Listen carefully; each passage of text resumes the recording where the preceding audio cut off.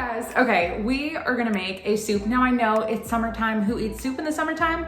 Your girl does. Why? Because it's so easy and it's so good, and it's a great way to use up stuff that is in your pantry, in your freezer, in your fridge. Dinner done quick, under 30 minutes. All right, let's get into it. In our very well-loved and beautiful Dutch oven, I'm gonna add 1 tablespoon of olive oil. And then to that, we're gonna add 2 tablespoons of butter. Now I know you guys are wondering why olive oil and butter. Butter is for flavor, olive oil is for stickage and to make sure that it doesn't burn. Butter tends to usually burn whenever you use it on a high heat, especially for sauteing something. And to help it from burning, you wanna mix it with the olive oil. Then while this is getting super nice and melty, I don't know if anybody else just loves to like swirl the butter around. Maybe that's just me.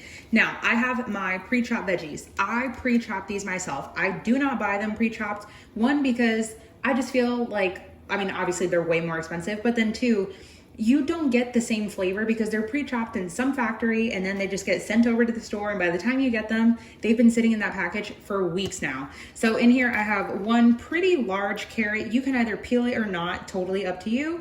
And I have 1 onion. My onion was pretty small.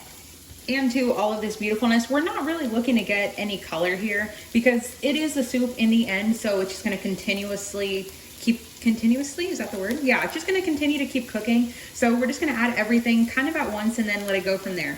Now this is definitely, obviously the orange bell pepper is 1 whole bell pepper, same again that I diced up myself. And the red bell pepper is just like, it was literally like 1/8 of a bell pepper that was just sitting there, but baby Roman loves bell peppers, so we're just adding a little bit extra, but all you need is 1 pretty large one, and the color really doesn't matter. Some people say that they can taste the difference in the flavor of the different peppers. Personally, I don't, but if you do, feel free to use whichever one you like the best. Now, we're just gonna get a little silicone spatula and just move it around. Just cook them out for about 5 minutes until you kind of smell that they're almost sweetened a little bit, if that makes any sense. If not, set a timer for 5 minutes and it's happened. And I also totally forgot, just slipped my mind, 2 ribs of celery, or in my case, what would be 2 ribs of celery. Mine is frozen because I can almost never get to an entire bunch of celery. So chop it up, throw it in a freezer bag. Literally will be here for months. Does this probably have frostbite? Yes, but is it still gonna taste good? Mm-hmm. Once our veggies are nice and cooked out, I like to make sure I continuously just kind of keep stirring, just to make sure nothing is burning. And I love from the super colorful peppers, we're pulling out like a little bit of their color into the oil, making everything nice. Now, I always tell you guys how important it is to bloom your spices. Now in here I have, these are like pretty sad small cloves of garlic, but I have 2 cloves of garlic, 1 teaspoon of everything: thyme, Italian seasoning, chicken bouillon powder, basil, oregano, salt, and pepper. Now, I would control the salt, the amount of salt, depending on whether your broth that you're gonna add is salted. So it's just up to you. I would hold back on the salt for the end if you need to. But this is the point where you really start to build a ton of flavor. I always tell you guys, not realistically, but if you were to make these 2 dishes side by side, like if you were to make this, maybe just in a smaller amount, side by side, bloom your spices in one of them and don't bloom the other ones. Don't bloom the other one. You are gonna taste such a big, big difference. A lot of the times the reason you'll have to add maybe a tablespoon of a seasoning is because it's lacking flavor. And it's because it's not getting a chance to really like rejuvenate itself after being in a bottle or a container for literally almost sometimes years. Okay, this happens pretty quickly. I'd say like 25-30 seconds, that's like all the time it needs. Then to that, we're gonna add 3 tablespoons of some flour. Almost the same amount of oil that you add is the same amount of flour that you wanna add. This is what's gonna turn our soup, instead of super liquidiness, I might actually need to add, okay, that was probably like 2 tablespoons. I might need to add 1 more.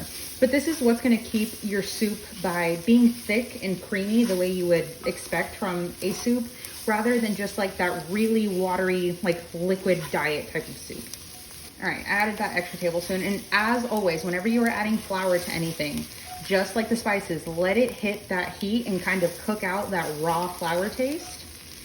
Then at this point is when you're gonna wanna add your broth. This is 4 cups of my homemade bone broth. I like to add about a cup of it and then slowly start scraping up from the bottom. This way you don't get any clumps of anything. Then add some more. And of course, as it continues cooking, you're just gonna keep scraping from the sides and the bottom, make sure nothing is sticking and you're picking up all that residual flour. We're gonna add the rest of this in. I don't even know if I mentioned that this is 4 cups, but it is. Then once you have your broth in there, I like to add 1 cup of peas, whether they're, I was gonna say fresh, but have I really seen peas fresh?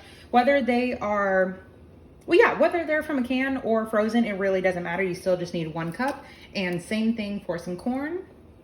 Then give it a little mixy. And as it cooks, do not worry, it is naturally going to thicken. Then once the soup is up to a really nice bubble, just gonna give it 1 more little mix, making sure scraping from the bottom. Then we're gonna add our 3 cups of milk. If you wanted to use half and half or you wanted to use 2%, I definitely do not recommend a non-dairy milk for this. I mean, if that's your only option, maybe even a coconut milk would be okay, but almond milk, not so much. But if you also wanted to do half heavy cream, half regular milk, which I just realized actually is half and half. So any dairy product, really, you can go with that. That was 3 cups. Okay, just a quick little intermission. I actually did 2 cups of milk and 1 cup of cream, but you do want to be careful if you are going to add cream, add it in the end because it will seize up and clump. Okay, so this is at a super nice boil. I actually turned it down. Now we're gonna add our pasta. This is just whole, what is this, whole grain? I was gonna call it whole wheat, but isn't that just for bread? Anyway, I'm using this pasta. You could use this, or you could use spaghetti. You could use any shortcut of pasta. Of course, you're just gonna then have to change the, what am I gonna do with this? I didn't really think this through. I only have 2 hands. Okay, so I cut it in half. This is also half a pound of pasta. Then very gently, or not so gently, then you're gonna break it in half again. So you have like a little bit longer than 1-inch pieces. And I like to scatter them, that way they don't get stuck immediately from the starch that's coming off of them. But you can use a shortcut of pasta, a long grain, whether you use, like I said, this or spaghetti, and whether it's whole wheat or not, really doesn't matter. Then once again, give it a mixy. And I know you guys are wondering, when are you gonna add that chicken? My chicken is already pre-cooked. You absolutely could just cook some up now. I actually took about 15 to 20 pounds of bone-in, skin-on mix of light and dark meat, so breast, thighs, legs, wings. Put it in the Instant Pot, covered it with some already homemade chicken bone broth just to give it extra flavor and extra oomph and yumminess. See all of this like yellowiness? This is all rendered out chicken fat. So good. I'm telling you, this is what gives your food some flavor. So we're just gonna wait for those to cook. But my chicken is already pre-cooked, so whether you use a rotisserie chicken or if you just want to add chicken pieces into your soup when you're cooking everything, go for it. It's really just up to you.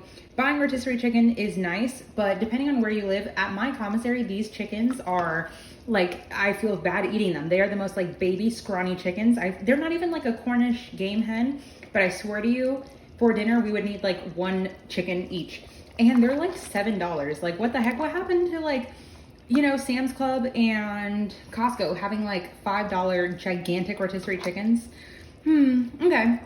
We're gonna let this cook about 6-ish minutes. Of course, as it just sits in its own hot pot, it is just gonna continue cooking. And then I'd say in about 3 minutes, we can add our chicken because it's already pre-cooked. I don't wanna overcook it. Now our soup is beautifully done. Noodles perfectly cooked. I'm just gonna toss in about a cup, maybe even more, of some chicken. Okay, that's definitely a bit more than a cup, but it is gonna be so good. I wish it was like a super snowy, cold day, but it's okay. The house is definitely set at like 70 degrees. So, I mean, it's almost winter in here, fall maybe. All right, now I'm just gonna let this sit here, literally no heat because it is already so hot in this soup pot. And we're just gonna let it sit for 5 minutes to warm up the chicken and then we'll serve.